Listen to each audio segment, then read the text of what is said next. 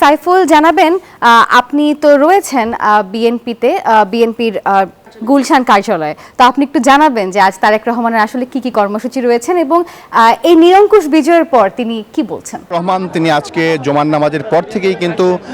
দলের যে চেয়ারপারসনের কার্যালয় সেখানে তিনি অবস্থান নিয়েছেন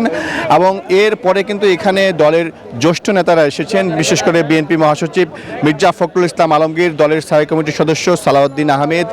সহ যারা কেন্দ্রীয় নেতা রয়েছেন অনেকেই কিন্তু এখানে এসেছেন এবং বিকেল থেকে এই পর্যন্ত কিন্তু তিনি একটি বৈঠক করছেন। এবং আমরা জানতে পেরেছি কিছুক্ষণ আগে বিএনপির স্থায়ী কমিটির সদস্য আমির খসরু মাহমুদ চৌধুরী তিনি আমাদের সাথে কথা বলেছেন। তিনি জানিয়েছেন যে তারেক রহমান মূলত বৈঠকে বিএনপির মন্ত্রিপরিষদে কারা থাকবেন এবং পরবর্তী যে সরকার গঠনের পর দল এবং সরকার কিভাবে পরিচালনা করা হবে সেই বিষয়গুলো নিয়ে আলোচনা হয়েছে এবং বিশেষ করে জুলাই সনদ বাস্তবায়নের যে বিষয়গুলো রয়েছে এবং সংসদে উচ্চকক্ষ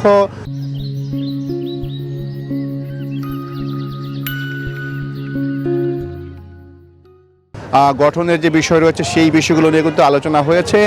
এবং বিএনপি চেয়ারম্যান তারেক রহমান কিছুক্ষণ পর তিনি এই গুলশান কার্যালয় থেকে বেরিয়ে তিনি শহীদ রাষ্ট্রপতি জিয়াউর রহমান এবং তার মা বেগম খালেদা জিয়ার যে কবর রয়েছে শেরেবাংলা নগরে সেখানে তিনি যাবেন। সেখানে গিয়ে তিনি ফুল দিয়ে শ্রদ্ধা জানাবেন, পাশাপাশি তাদের রুহের মাগফিরাত কামনায় মোনাজাত করবেন। মূলত বিএনপির যে বিশাল যে অর্জন, যে বিজয়, সেই বিজয়ের প্রেক্ষিতে তিনি আজকে সেখানে গিয়ে শ্রদ্ধা জানাবেন এবং দোয়া ও মোনাজাতে অংশ নেবেন। এবং আজকে সকাল থেকে কিন্তু আমি লক্ষ্য করেছি এই গুলশানের চেয়ারপারসনের কার্যালয়ের সামনে বিএনপির নানা পর্যায়ের নেতাকর্মীরা তারা এখানে এসেছেন এবং তারা বিএনপি চেয়ারম্যান তারেক রহমানের সঙ্গে কেউ কেউ দেখা করেছেন এবং অনেকে কিন্তু ফুল নিয়ে এসেছেন। এবং বিএনপি মহাসচিব মির্জা ফখরুল ইসলাম আলমগীর তিনি ফুল দিয়ে কিন্তু তারেক রহমানকে শুভেচ্ছা জানিয়েছেন। এবং আজকে দুপুরে তারেক রহমান নেভি হেডকোয়ার্টারের যে মসজিদ রয়েছে সেখানে তিনি দুপুরে জুমার নামাজ আদায় করেছেন এবং জুমার নামাজ শেষে তিনি সেখানে একটি দোয়া মোনাজাতে অংশ নিয়েছেন এবং বিএনপি চেয়ারপারসন বেগম খালেদা জিয়ার রুহের মাগফিরাত কামনায় তিনি দোয়া করেছেন। এবং বিএনপির এই বিরাট অর্জনের পরও কিন্তু তারেক রহমান দলের যারা নেতাকর্মী রয়েছেন তাদেরকে নির্দেশনা দিয়েছেন কোনো বিজয় মিছিল না করার জন্য এবং সবাই যাতে শান্ত থাকে এবং তিনি আহ্বান জানিয়েছেন সবাই ধৈর্যের সাথে যাতে বর্তমানের যে পরিস্থিতি সেটি মোকাবেলা করে এবং কোনো ধরনের অপ্রীতিকর পরিস্থিতিতে কেউ যাতে না জড়ায়। এবং তারেক রহমানের সাথে আজকে আমরা দেখেছি যে নানা শ্রেণী পেশার মানুষও কিন্তু তারা দেখা করেছেন এবং সাধারণ মানুষ যারা রয়েছেন এই কার্যালয়ের সামনে এসেছেন তাদের সাথে আমার কথা হয়েছে।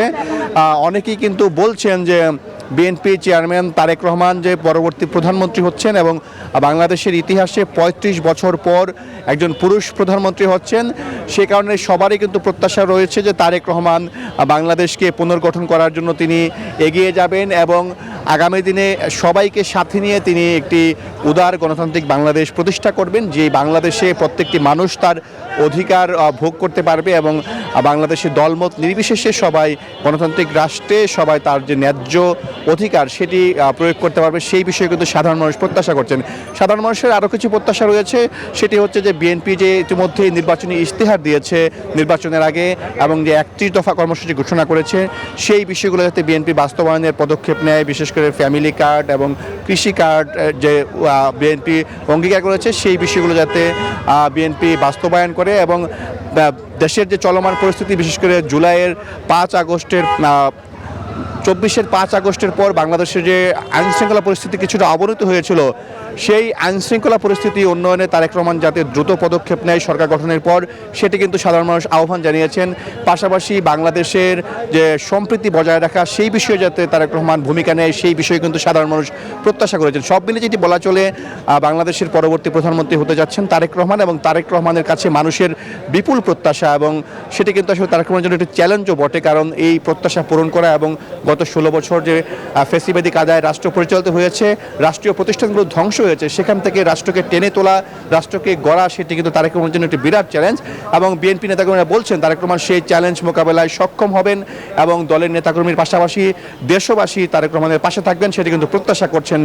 নেতাকর্মীরা। এই ছিল আমার কাছে বিএনপি চেয়ারপারসনের গুলশানের কার্যালয়ের সামনে থেকে সর্বশেষ।